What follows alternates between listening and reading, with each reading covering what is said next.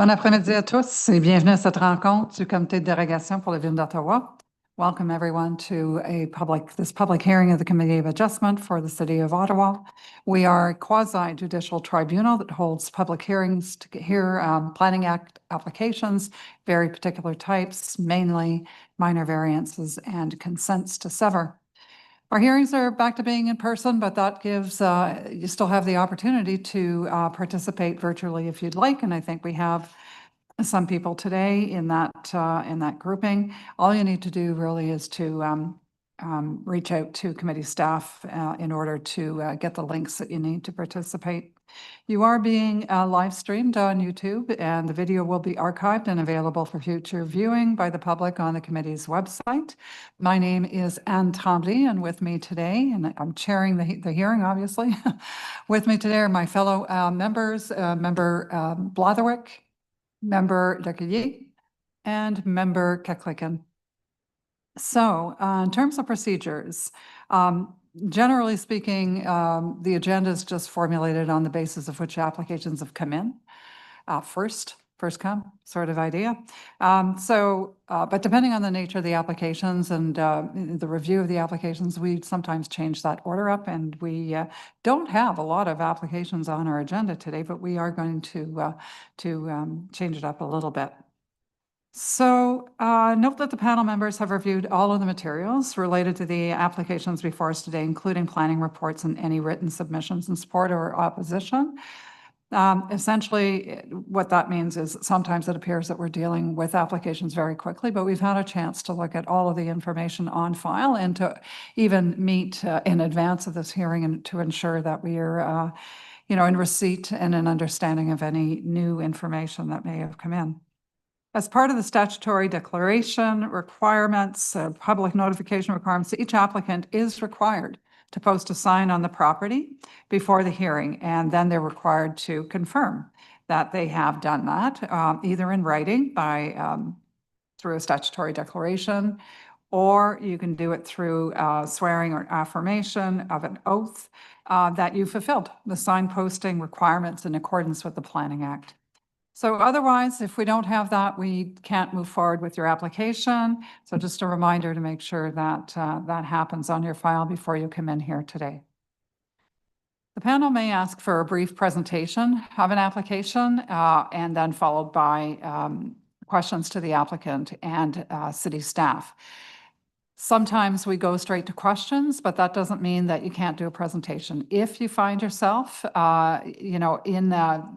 if we're suggesting at the outset that, in fact, we can go straight to questions because we understand the application, you are able to just, signal to me that you would like to do a presentation, and we will hear your presentation. That's not an issue ever.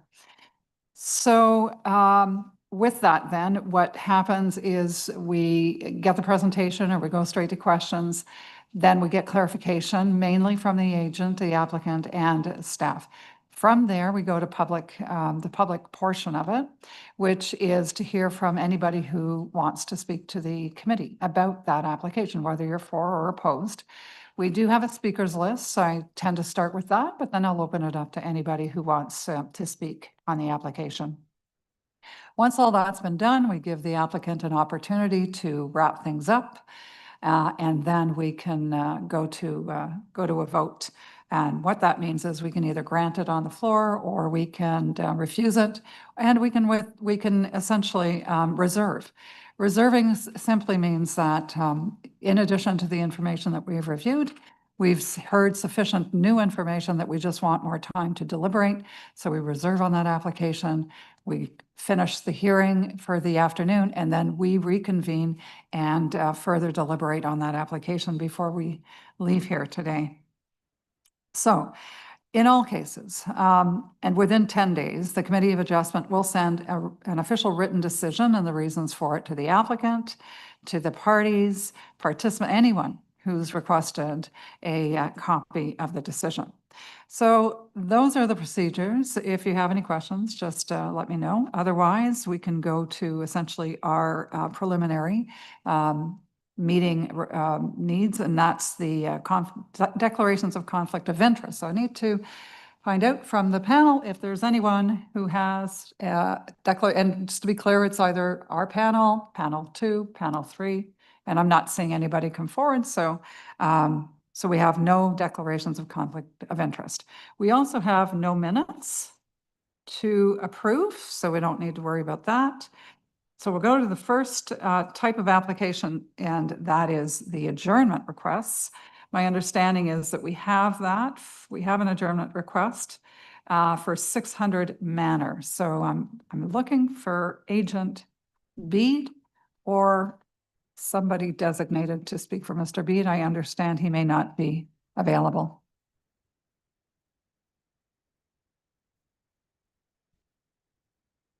Hello, my name is. Hello, Mr. Bede. You were able to join us today. This took us a second. I saw the spinning circle for longer than I wanted, but I found my way into the room. All right, perfect. So in your own words, can you please explain the reason for the adjournment?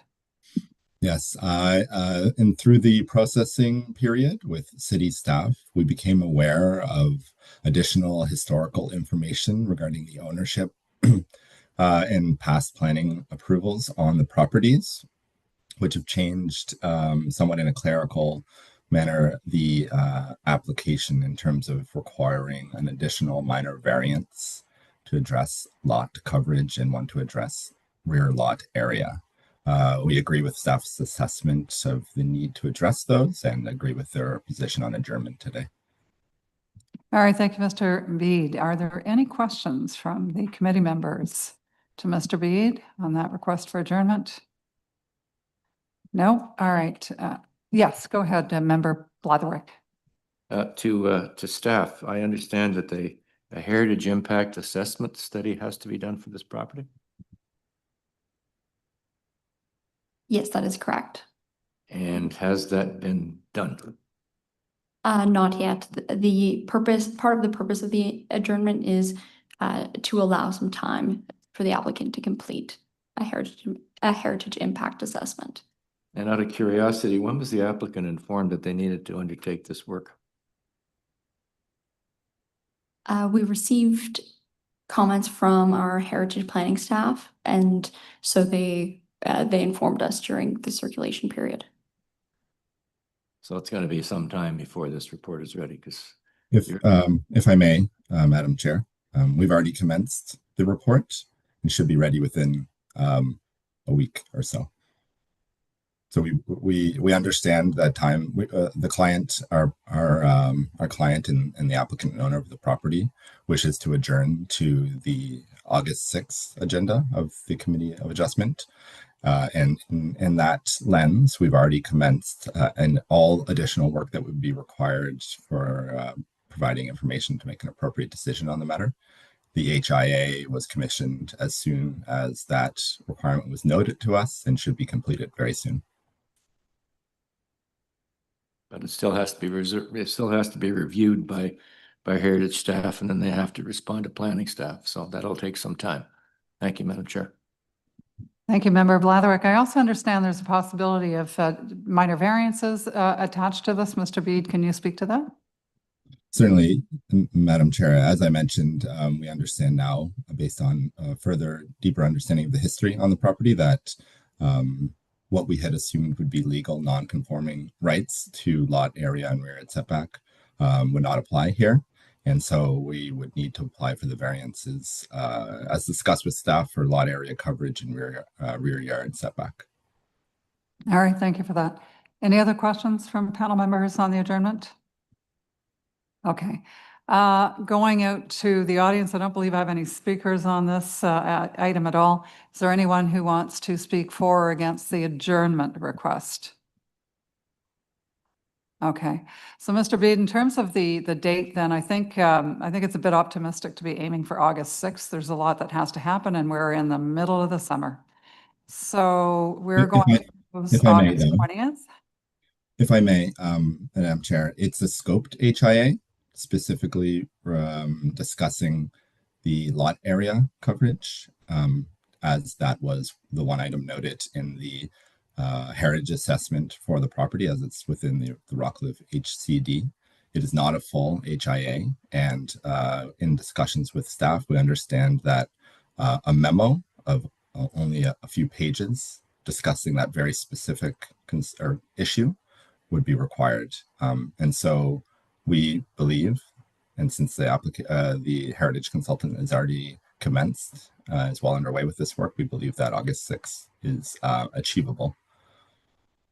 So, Mr. Bede, we are also concerned about the minor variances because you would have to have absolutely everything in to us by, wow, the public notice has to go out on July 18th, so July 10th. That's tomorrow. I don't see how we're going to make that. So based on that, we would prefer, I think, just, give staff a break, especially being in the middle of July, to go to August 20th. That's the date that the committee is prepared to adjourn you to. Certainly, we've also already commenced the work and would be submitting that imminently. But yes, certainly I would defer to you in your decision to the date that's most appropriate in your opinion. All right. Well, I think we've discussed what we think the most appropriate date is, and that's going to be the August 20th date. So just need a show of hands. All those in favor on the panel. All right. So the application is adjourned to August 20th, and good luck with getting both the minor variance application in. It is a tight schedule. It is the middle of summer. Remember, people are taking vacations. So the sooner you can get it in, the better. And we'll see you in about a month. Thank you, Chair and Committee. All right, thank you. Okay, so with that, then we're going to go to our unopposed applications. We have two. And that is applications 3 and 4. You see them on the screen, 200 Clearview and 531 Gilmour. These are applications where there's no objections, there's no concerns. Everything seems to be in order. They're relatively straightforward. So I'm just going to make a quick call out to anybody, either in the audience here or online. Does anybody want to speak to either one of those applications? Come on down. I don't need to see the agent, just so you know. Thank you, Madam Chair, members of committee. Yes, Jillian came down ill this morning, so it's just me today. The only thing, we're glad to see this carried on consent agenda. 531 Gilmour is what I'm speaking of. We did put a request in. As you know, the applicant was asked to provide landscape plans for the front yard, how they're going to render, I guess, the front landscaping compliant with all applicable bylaws, including the zoning bylaw. We provided that. The only thing we would ask the committee is if I assume you'll want to tie us to the plans filed, but I would like that to be specific to the rear addition only if possible, because the applicant is, I know this landscaping was very expensive, and so they want to have an opportunity to discuss adjustments to the plans with staff in the event that they can minimize the amount of disruption and still comply with all the regulations. So I don't want to be an ironclad scenario relative to the landscaping. All right, thank you, Mr. Casagrande. I'm going to ask our staff, Ms. Horn, if she could please speak to that request. Generally, what we would want to do is maybe tie it generally to plans rather than being very specific about how we're doing it, but do want staff's input on that. So Ms. Horn, what would you say? Actually, sorry, my colleague, Mr. Gildart, can speak to that. He's online. Sorry, Mr. Gildart. For whatever reason, I thought you weren't with us today. No problem. All right, go ahead. We're very open to having the plans be in general conformance for the soft landscaping in the front yard. Acknowledging that, two cases, they may want to change the overall landscaping in front from what's being proposed today, or they may want to enter into an agreement with the city for like a maintenance and liability agreement, for example, for any furniture or ornamental features that would be in the city's right of way. All right, so Mr. Gildart, then we need to achieve that in a way, right? So I think I heard that you would be in favor of a condition with regards to the landscaping in the front yard. Is that correct? I From my perspective, the application is a variance application that's being tied to the height of the addition. So as long as we're capturing that, right of way, forestry, and planning are well aware of the soft landscaping requirements in the front yard, and we can continue to work with the applicant and the agent with that respect. I guess what I'm getting at is that, the way the conditions are written aren't in a way that are restricting the applicant and owner to the landscaping that is being proposed. So there's still some room for movement on that, even though there was a lot of discussion, from what I understand, to get there. Is that correct? Correct, yes. All right. In that case, Mr. Casagrande, would you be open to it tied generally to plans? I think that can work, Madam Chair. All right. So with that then, I'm going to, because we've now proceeded as if this is not an unopposed application. Yes. Now we've heard the application. What I'm going to do is call out to the members. Does anybody have a question regarding any of this at this point? Okay. Is there anyone in the audience or at home who would like to speak to this application at 531 Gilmour? Not seeing anybody come through. Okay, so Mr. Casagrande gives you the last 2 minutes to recap. I think the committee has our rationale and certainly our presentation, so I'm comfortable with allowing you to move forward to voting on this. Thank you. All right, thank you, Mr. Casagrande. So members of the committee then, all in favor? All right, the application is unanimously granted. Thank you, Thank Mr. you. Casagrande. Okay, so that takes us back to the one unopposed that's left, which is 200 Clearview. I'm just going to make another call out. Anyone want to speak to that application? 300 Clearview, 200 Clearview? Nope. All right. So members of the panel, all those in favor? All right. So for the record, that application is also unanimously granted. Okay, which brings us to the last application of the afternoon, which is 673 Tweedsmuir, looking for Agent Yelkotsi.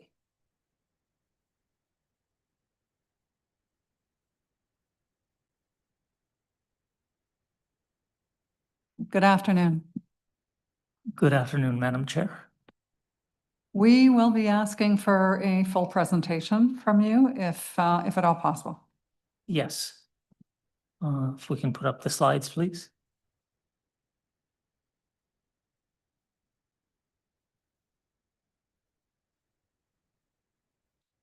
I'd like to preface my presentation with the consultation process that we undertook as part of this. On June the 4th, I flyered, if you can go to slide number 3, please. I flyered the block of Tweedsmuir that has the property on it, including the townhouses and the apartment building, and as well flyered all of the co-op housing to the rear of the property. As a result of that, I received a number of phone calls from interested persons. I spoke directly to the neighbor to the south. I was unable to contact the neighbor to the north. My understanding is my client has done that. We didn't receive any feedback other than from the Community Association Dovercourt, which not Dovercourt, sorry, the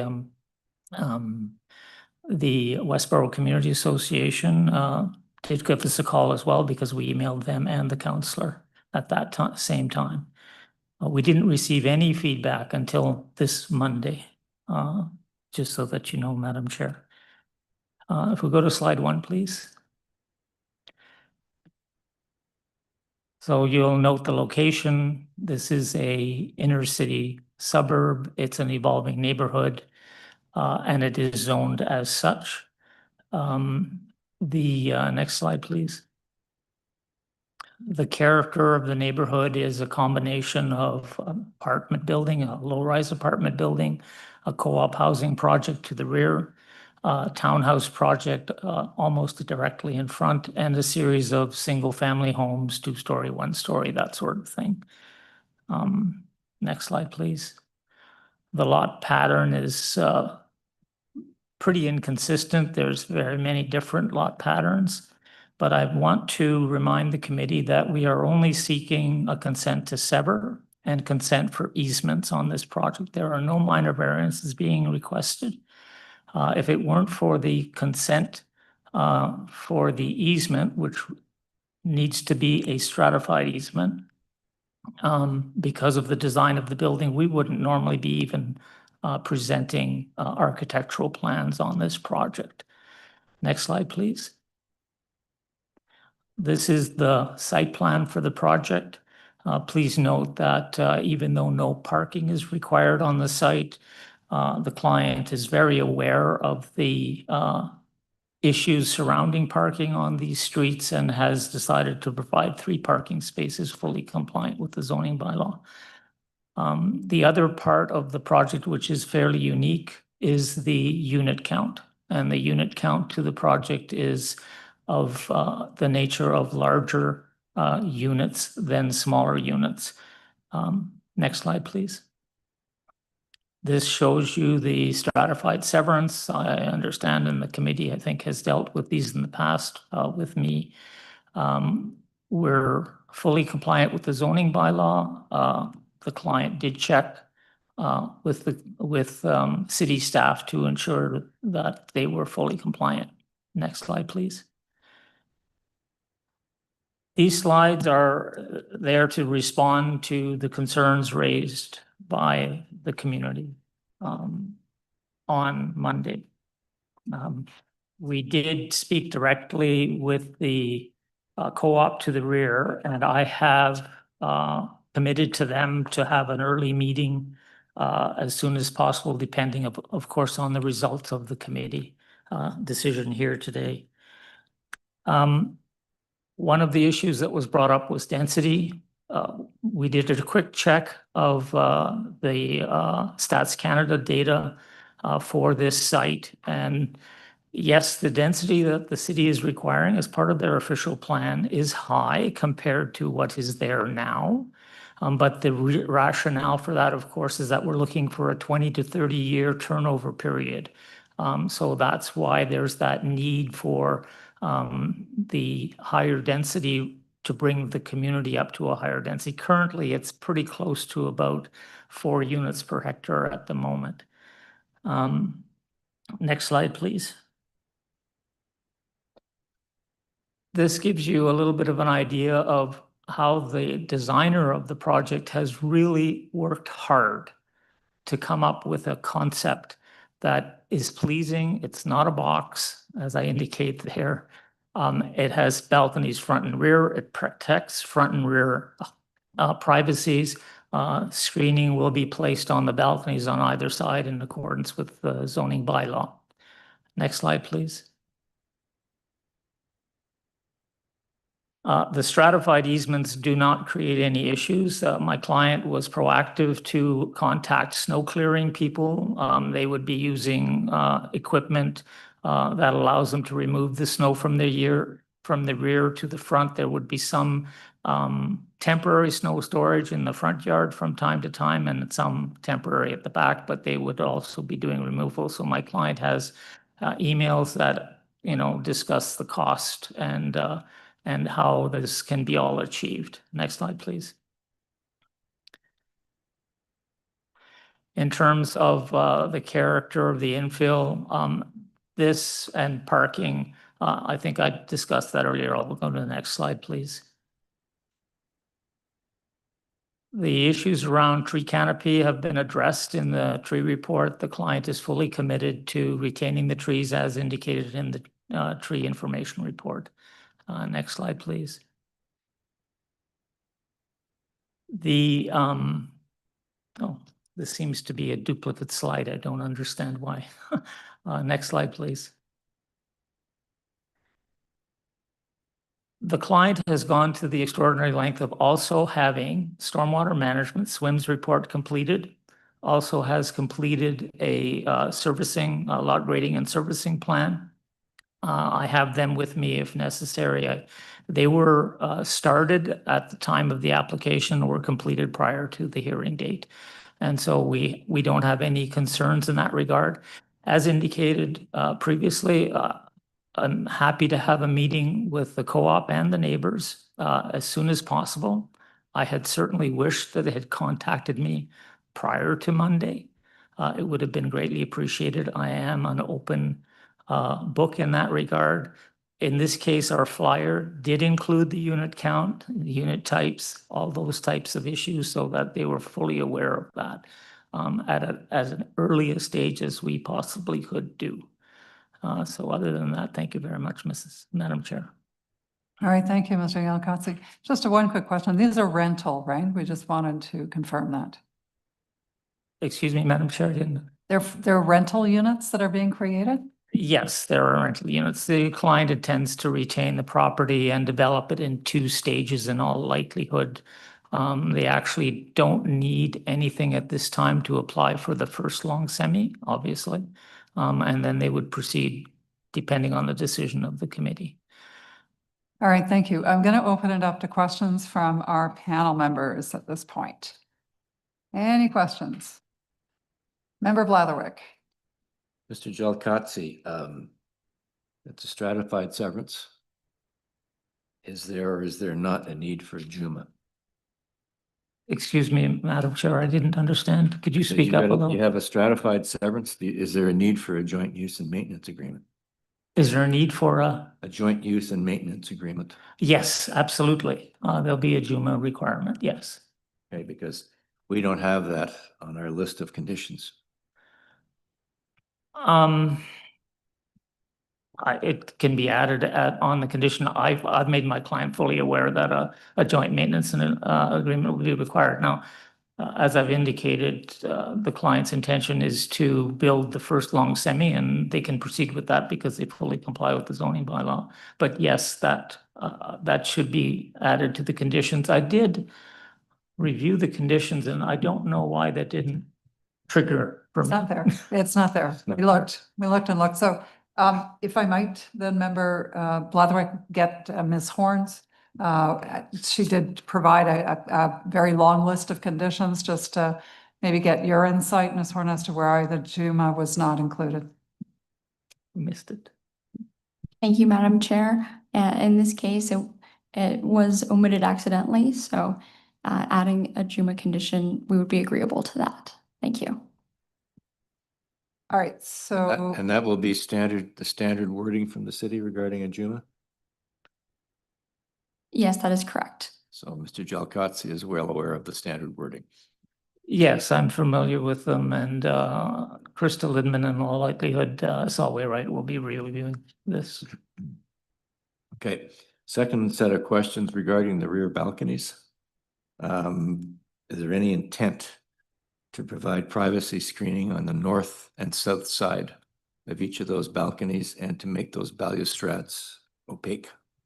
Yes, there is, and it was in my submission that we were planning to do that. Okay. All right.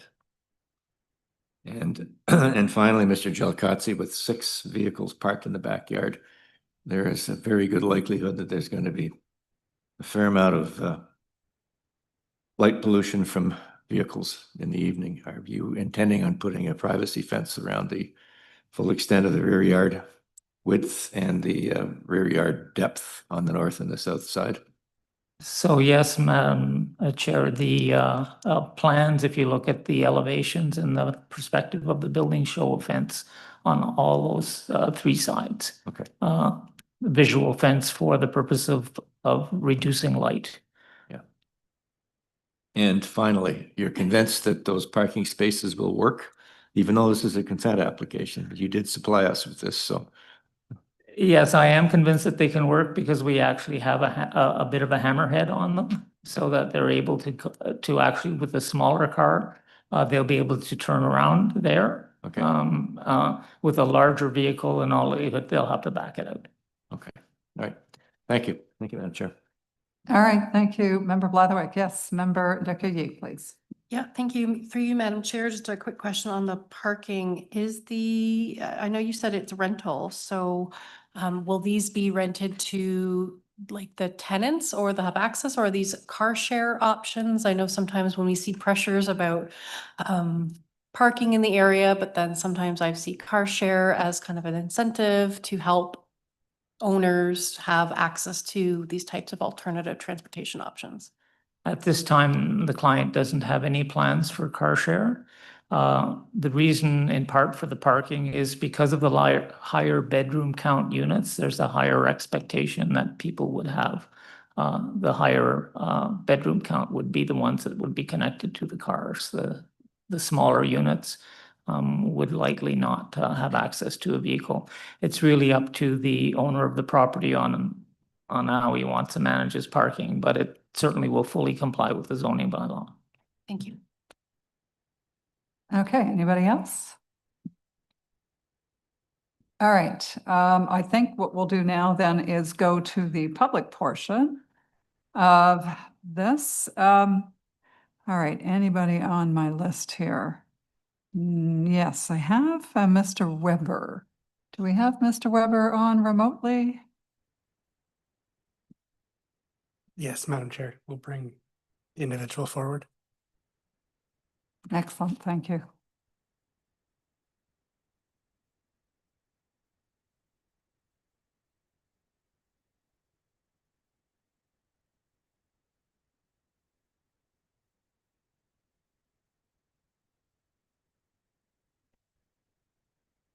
Hello, are you Mr. Weber? Hello, this is John. Hello, this is John. I'm sorry, your name is? Hi, my name is John Weber. Yes, good afternoon, Mr. Weber. Hello. We'll give you 5 minutes. Go ahead, please. Okay, thank you. Yeah, my name is John Weber. I live at 672 Tweedsmuir Avenue, so basically across the street from the property in question. I lived here with my husband, Scott Wood. We've been here since 2007, so we've been here 18 years. We've indeed seen a lot of change in the area. We're not opposed to redevelopment per se. It's been going on all around us for years. Just on this block, of course, we have singles, semis, townhouses, and a triplex. However, we do think this proposal is just way over development. It's proposing a total of 12 individual units where a single house is standing now.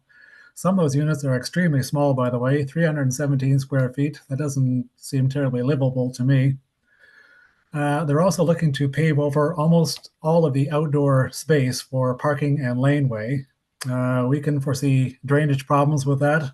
Water was just going to run off the pavement onto neighboring yards.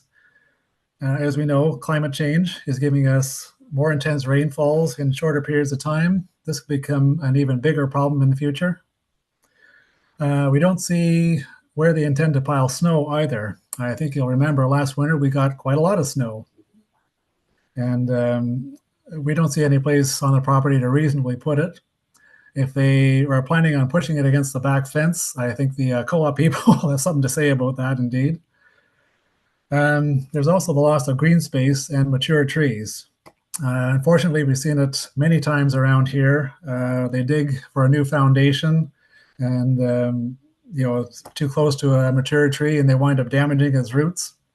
The tree then declines and dies, perhaps not immediately, but in a few years' time. This has happened a lot around here, unfortunately. And with our hotter summers, we need to keep as much green space and tree canopy as we possibly can, I think. And of course, parking was also already mentioned. There will likely be spillover onto the street that already has a lot of restrictions on it. If one of your tenants has a big pickup truck, they're not going to be able to fit it back there.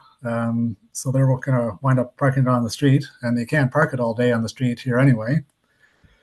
In the wintertime, our street gets quite narrow with big snowbanks and a lot of, and the street gets basically down to one lane. So I think that's just going to be a mess. To sum this up, this just strikes us as a profit maximizing scheme for the developer with little regard to pretty much everything else. We think the city should reject this proposal. We know the city has a stated goal of gentle intensification in this area. This proposal, we think, is not that. We think the developer should be able to come up with something that's a little more in line with that goal. So That's all. Thank you. All right, thank you, Mr. Weber. Are there any questions for Mr. Weber from the panel? No, not seeing. So thanks so much we do appreciate your time Thank you. today. Is there anyone else? Do we have another speaker?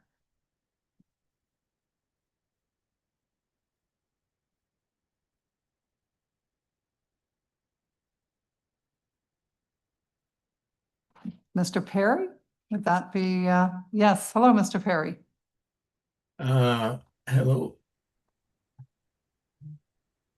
Okay, so Mr. Perry, you've got 5 minutes. Go ahead, please. Hi, I represent the Dover Court Housing Cooperative. I'm on the board. So my questions are kind of twofold. First, during construction, so we've just built fences to the north and the east, and the east ones are very significant and have retaining walls. Just a question for Mr. Jelkotsky. Are they going to remove those fences during construction? Number one. The second thing, and not to make this all about fencing, but it's kind of connected to the parking issue that was just raised. The snow and then the drainage onto our property to the east, because we're lower than the Tweedsmuir property. So we're concerned greatly about those two things. And that's all I have to say. All right, thank you, Mr. Perry. We'll get to that in just a minute. Just want to see if there's any questions from our panel members before I move on to addressing your issues. Okay, not seeing anything there. So, Mr. Jelkotsky, you've heard there's a number of concerns regarding what will happen first to that fence that they've already erected around their property. And then also, if you could talk to us about snow clearing. I think the drainage question, we've got that as a condition. We know that that's going to be dealt with through the development process. But if you could tell us a little bit about the snow clearing as well, then. So, Madam Chair, I've actually been on the phone with the board chair, Vicky, on Monday, and have committed to having a pre-construction meeting to discuss all of the aspects that need to be dealt with as we would normally do so with adjacent property owners. Whether or not the fence needs to come down, it's in all likelihood an opportunity to get a better fence from the perspective of working with the tenants. During the construction process, though, in all likelihood, that fence will stay up. Now, I don't want to sort of jump ahead of the meeting with the Dover Court Community Association, in the sense that my client's committed to having that meeting and committed to, a very regular information exchange. I spoke actually with two of the owners that are directly behind the property when I was on site. They're not really very aware of what would happen, but I did have a very good look from that side as well. So my client is a very, very concerned type of developer, and I won't, as you know, won't let him slip when it comes to working with the community association and coming to an agreement as to how this process will happen. I am aware that there are concerns about children playing in their yard because there were toys there and other sorts of things like that. So the site needs to be secure, absolutely. And it will be. Whether that means leaving the existing fence up during construction and removing it at the end and replacing it at that point in time with a visually attractive and light barrier fence, that will all depend. And just to assure Dover Court, on the stormwater management side, the way the system is being planned is there's going to be a catch basin in the parking area at the rear. It will also be part of the JUMA in terms of its maintenance and service. So there is a significant stormwater management system planned, and the parking lot is specifically graded to also retain stormwater when we get those 100-year events. All right, thank you, Mr. Yalkotzi, for that explanation. I'm always encouraged when I hear you talk about, protecting the public interest. So glad to see that you do have that front and center when you work on some of these developments. So that's appreciated. With that, then I think I'm very much pleased to hear that there will be a pre-construction meeting with the residents in order to address all of these issues. So I think that addresses most of Mr. Perry's issues. So, okay, let's move on to our next speaker then. Is that Ms. Davies? Hi, yes, thank you. My name is Naomi Davis, and I live at 657 Tweedsmuir Avenue with my husband and family. We've been there for about 15 years. I just want to echo what John Weber says. There's a number of people that live on this small block. There's about probably 10 households who have seen lots of change. And again, we're not against development. There are some older houses that definitely could be redeveloped. We just believe that this is disproportionate to what's appropriate for this block. It will change the character of the block. There is a lot of families that live there. It will change the traffic. It will change the snow removal, all those things that other people have mentioned. We just really would like to hope that, we'd like to request that the committee rejects this development and asks for something that's a bit more consistent with other parts of Tweedsmuir Avenue. For example, just up the road, we've had a single dwelling that was recently redeveloped into 2 fourplexes, and it just looks in keeping with the rest of the neighborhood. It doesn't stick out like a sore thumb, and it's not changing it so dramatically from 1 dwelling to 12 dwellings. I think if any of you were living on the same block, you would probably feel the same way as we do. We just would like to see some appropriate development. And that's it. Thank you. All right, thank you, Ms. Davies. Is there any questions for our speaker? Yes, Member Blatherwick has a question for you, Ms. Davies. Ma'am, could you please explain to the committee what the parking situation is like on your street?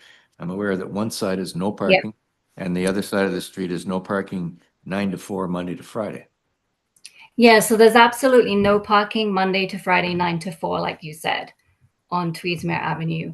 So as some of the single dwellings have been developed into the duplexes that you see all over the neighborhood, this has already created a real crunch for parking. We have people parking on other side streets. We also have seen recently that people from the community housing are parking on the street because they're an overspill. So we already have very few spots available, no spots during the week, except for after 4 o'clock. And then at weekend, every single spot is getting filled up.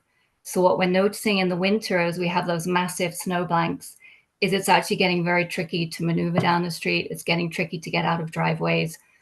I see people pushing strollers down the street. We have no sidewalks on Tweedsmuir, so that's another issue where we're concerned about having more parking on the streets in the evenings and the weekends, and every single spot being taken up. It's going to be less easy for these families to bike down the road.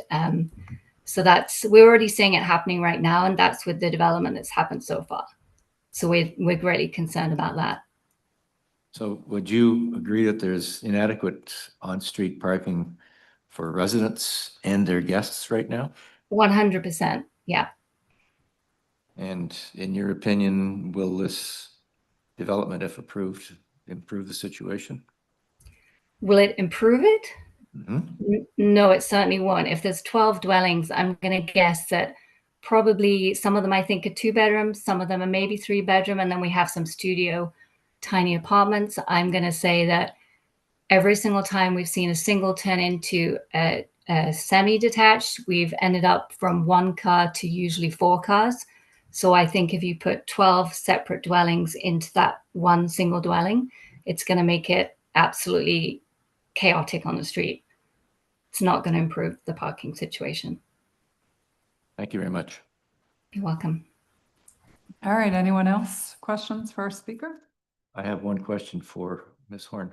Go ahead, and Member Blador. Ms. Horn, given what you've heard from one of the residents and the fact that there is restricted parking on this street, was there any discussion about having the applicant undertake a parking demand survey to determine that the amount of parking that's going to be generated by their project is actually going to be able to be accommodated on this street?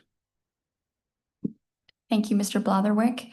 So essentially, in this area of the city, no parking for this number of units that are being proposed is required. And so the applicant is providing 3 spots per lot, and none are required by the zoning bylaw, so it's zoning compliant. That really doesn't answer my question. Thank you, Ms. Horn. All right, anyone else? No? All right, any other speakers? No one else on online waiting? Just want to make sure. Okay, before we move on. All right, well, with that then, I think there's no one else to speak to the application. I did see Ms. O'Connell come back. I'm not sure if she wanted to add anything. Just on to echo Ms. Horn's comments that because the applicant's not requesting anything related to a reduction in parking, there was no need for staff to go down the road of contemplating asking for any parking. And I think our official plan and our policy direction all contemplates a scenario where residents have either a reduced parking requirement or potentially no parking requirement in the future. So we, in many circumstances, we're looking for the opposite, potentially less parking than, but the applicant, there's also no maximum parking, or the applicant doesn't exceed the maximum parking requirements in this area. So there's no reason for staff to go down the road of questioning the parking being provided that complies with the bylaw. All right, thank you, Ms. O'Connell. Okay, so Mr. Yalkatsi, you've got just a couple of minutes to recap at this point. Thank you, Madam Chair. Just a couple comments on comments made by people. The units themselves are all OBC compliant. So in terms of the space of the units, they may not be overly generous in size. The unit count split is 4 studios, 4 2-bedroom units, and 4 3-bedroom units, which is more than the usual in terms of bedroom count, partly the reason for the parking ad. The singles will likely, as you know, bachelors are there. I wanted to refer you to again to the location of the site. We're less than 250 meters away from Carling, which is a designated transit corridor. And so there is plenty of access both to bikeways, as indicated in the first slide A1 of my presentation. So there is opportunity for people to rent spaces without needing cars, and that's a very, very important feature. I just want to reconfirm that we're here for a consent to sever with consent for easements only. There are no minor variances or anything other than that required for approval from the Committee of Adjustment to permit this project to proceed. It constitutes orderly development in the sense that the services are there for it. The city has no concerns regarding services. Just as an aside, the single laneway on the property already exists, so snow removal on the street and snow windrows will not change from what they are currently because it's exactly what's there at this point in time. So it constitutes orderly development consistent with provincial policy and with the zoning bylaw and with city official plan. Thank you. All right, thank you, Mr. Yalkatsi. So I'm going to make a guess that we're reserving on this one. All right, I think just as long as one member wants to reserve, we're reserving. So, you know, we will, you will get the decision in due course. So thank you for your time today and for your presentation. Thank you, Madam Chair and the panel. Thank you very much. Thank you. And if there's no other business, not hearing any, we are